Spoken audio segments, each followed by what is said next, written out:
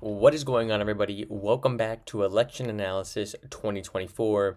And today we are going to be looking at the state of the United States Senate in the 2024 election. Right here, I have unmarked the somewhat competitive states in the 2024 Senate map. Of course, you have states like Virginia, which are probably going to go towards Tim Kaine, for example, but I have them not categorized for right now because I want to look at certain polls and really take you guys through each state. First, I want to start with the state of Virginia, simply because I feel like it is going to be the least close out of these states. We'll look at the Senate race here. Hunkow versus Tim Kaine. And you'll see Tim Kaine with a pretty decent lead. Of course, some of these polls are absolutely insane. Tim Kaine will not be winning Virginia by 20 points. I personally have Donald Trump losing this state by around 6 to 8 points right now in my official prediction and my forecast. And I believe that the Senate race will be about 8 to 10 points for Tim Kaine, probably more around that 8 point mark right now, putting it at a likely D categorization. That gives the Democrats 43. The next state we're going to look at is the state of Nevada. You have Jackie Rosen versus Sam Brown here. This presidential race is going to be much tighter than the Senate race. I see this race going, right now between former President Donald Trump and Vice President Kamala Harris. I see that as pretty much a toss-up right now. I think Jackie Rosen will run around 4 to 5 points better than Vice President Kamala Harris in the state. Therefore, I'm going to put this state right now at just barely likely D, giving the Democrats 44 and the Republicans 48. Next, I would like to look at the state of Texas, actually. In Texas, the RCP average has set a 5 point Cruz lead. However, it could be a little bit smaller than that, quite frankly, simply because of the lack of polling in this state for this Senate race, according to RCP. Of course, I do believe Ted Cruz will run slightly closer than Donald Trump will, probably by about a point, most likely. And I do believe Donald Trump will win the state by roughly 6 to 8 points right now. So, of course, with Donald Trump winning by 6 to 8, I think Ted Cruz probably does have a 4 to 5 point lead in the state right now. And my prediction would be that Ted Cruz has a likely win in the state by 5 points as of right now. Polls have shown this race tightening, but Colin Allred, I really don't see him winning, let alone making it within a point or two. I really do believe that Donald Trump's going to really make improvements in Texas, especially along the southern border part of Texas, where he made huge inroads last election. The margins there were just so much better for him, and I believe he's going to continue to make progress there, drive out rural turnout, and keep the suburbs and urban areas within a reasonable margin, which will help him win the state relatively easily. Next, we're going to look at the state of Montana. In Montana, you have Tim Sheehy versus Jon Tester. This race, 2 months ago, they had it as a toss-up, even a Jon Tester lead in the state.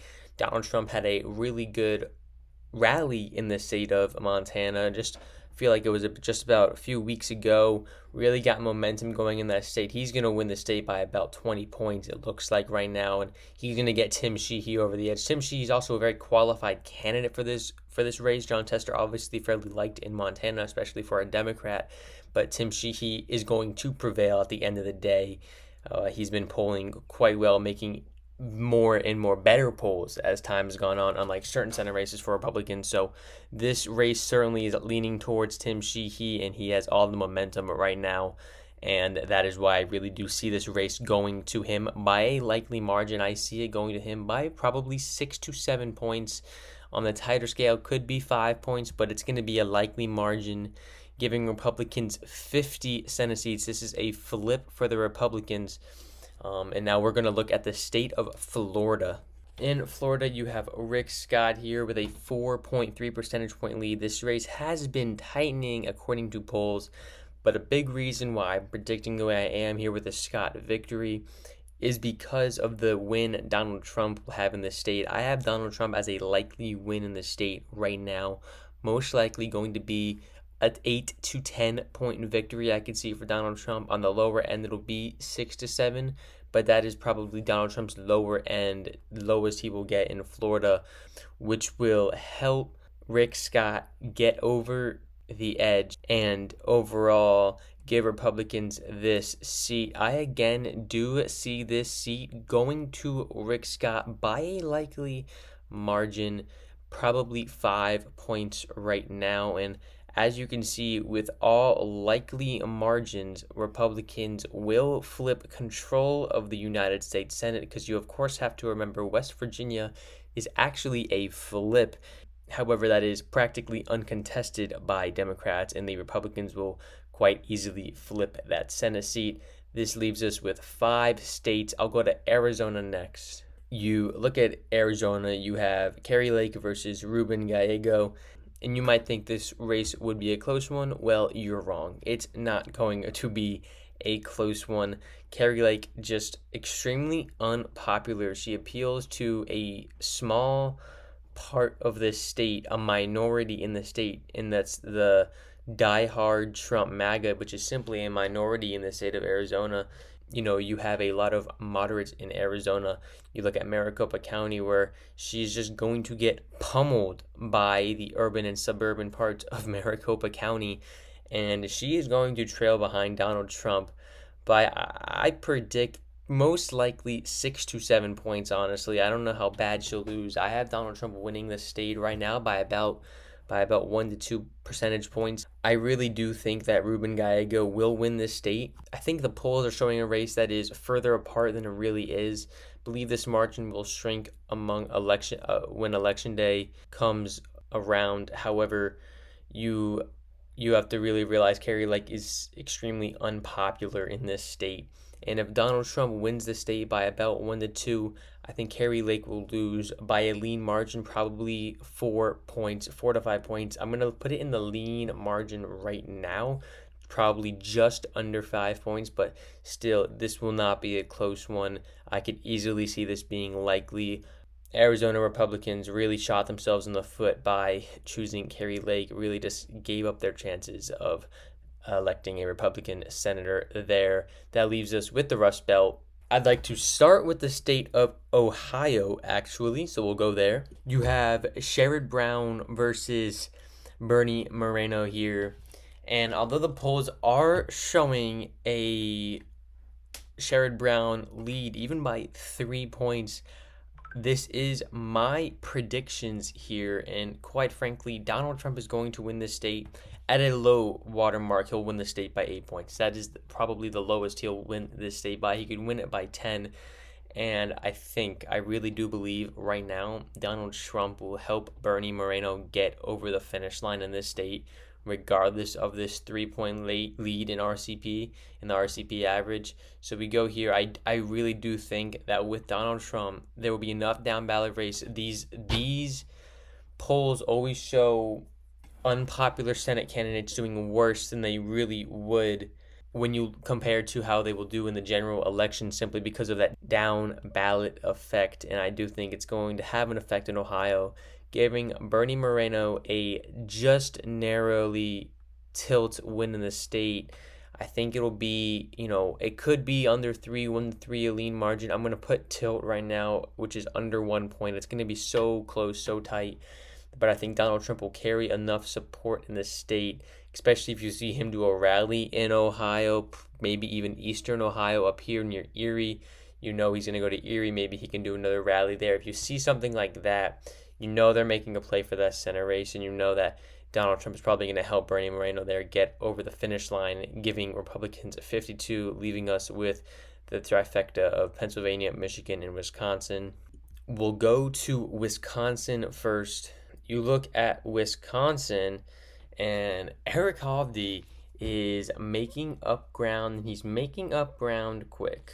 You have Tammy Baldwin here, who, she was the heavy favorite, even just a month ago, and now you mean she had a 7 point lead in June. You can even look in August. She had a 7 point lead. It has shrunk. It has shrunk. It has shrunk to a 3.5 point lead here. Especially if Donald Trump wins the state, I can see this race flipping for Habdi very late, very small margins. I could see it.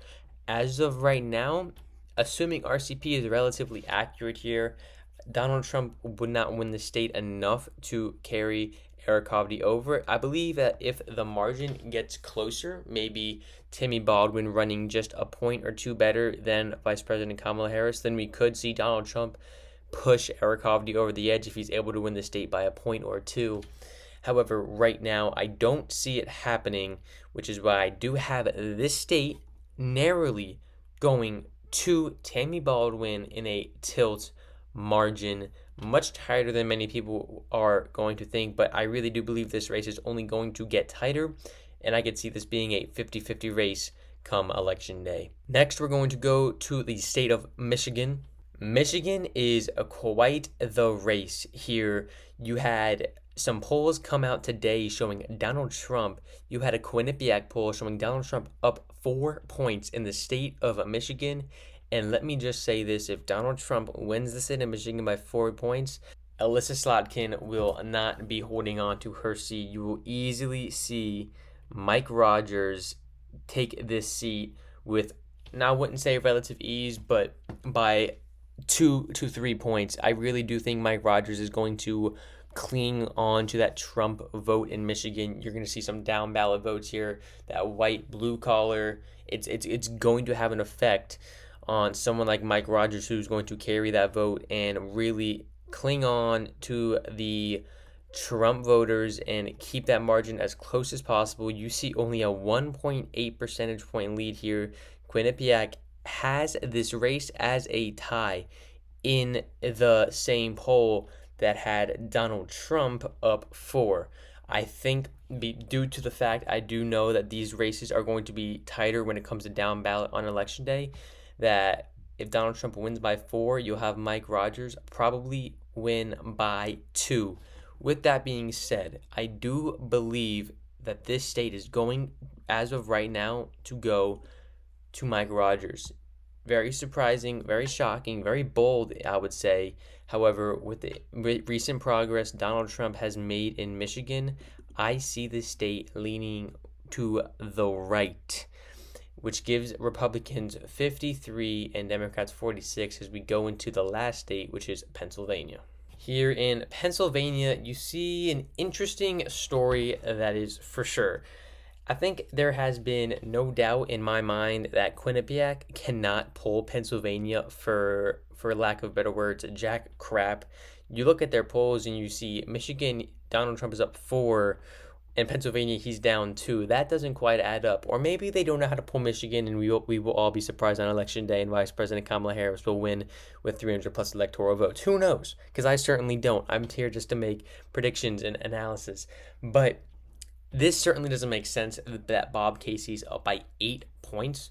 However, it's certainly, he could be in the lead. It's not going to happen by 8 points. You have David McCormick, of course, who has, kept this race relatively close. You have Trafalgar has it, Casey +1. I think Pennsylvania could be easily a Trump state by 2 points. And if Donald Trump wins it by 2, you would see David McCormick get over the finish line, which is why, again, I have a pretty shocking pick in this state where I do believe David McCormick will pull out the victory.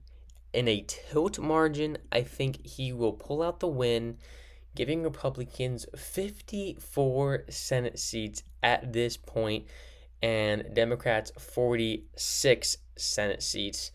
This is a pretty high point for Republicans in terms of Donald Trump polling numbers. He's doing pretty well among the Rust Belt. He's been consistently well in the Sun Belt. His betting averages are the highest they've been in months. And overall, this is a very high point, which is why in this current prediction, I have 3 of the 4 tilt states in the Rust Belt going towards the Republicans. And in this scenario, I would have all 4 going for Donald Trump in the general election, which is why I have Republicans with a 54 to 46 Senate majority. Thank you guys so much for watching, and I'll see you guys in the next one. Peace.